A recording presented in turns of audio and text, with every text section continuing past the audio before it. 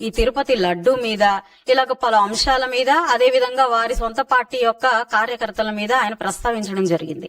మరి వీటిల్లో భాగంగా మనం తీసుకుంటే ఈ రోజు అప్పులమయం అయిపోతున్న రాష్ట్రం గురించి, మరి కూటమి ప్రభుత్వం చేస్తున్న అప్పుల గురించి, మేమైతే 5 సంవత్సరాల్లో చేసిన అప్పు ఈ ఎన్డీఏ కూటమి ప్రభుత్వం వచ్చిన తర్వాత 2 సంవత్సరాల్లోనే వీళ్ళు చేశారు అని చెప్పి మైకుల ముందు ఆయన చాలా భావోద్వేగంతో పాపం రాష్ట్ర ప్రజల పట్ల ఎంతో జాలితో, ప్రేమతో, అనురాగంతో ఆయన మాట్లాడడం మనందరం చూస్తూ ఉన్నాం.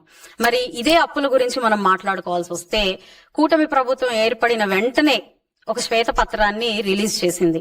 అందులో మేము 9.7 లక్షల రూపాయల గత ప్రభుత్వ అప్పుని మోస్తూ ఈ యొక్క బాధ్యతలోకి అడుగు పెట్టాము అని చెప్పి ఒక శ్వేతపత్రం రిలీజ్ చేసింది. అయితే జగన్మోహన్ రెడ్డి గారు మేం చేసింది 3.2 లక్షల కోట్లు మాత్రమే, మిగతా మేం చేసిన అప్పులు కాదు, కేవలం కూటమి ప్రభుత్వం మా మీద తప్పుని లేదంటే మా మీద బురద జల్లే ప్రయత్నం చేస్తుంది అని చెప్పి చెప్పుకొచ్చారు. అయితే ప్రజలు ఇక్కడ అర్థం చేసుకోవాల్సిన ఒక అంశం ఏంటి అని అంటే, ఈయన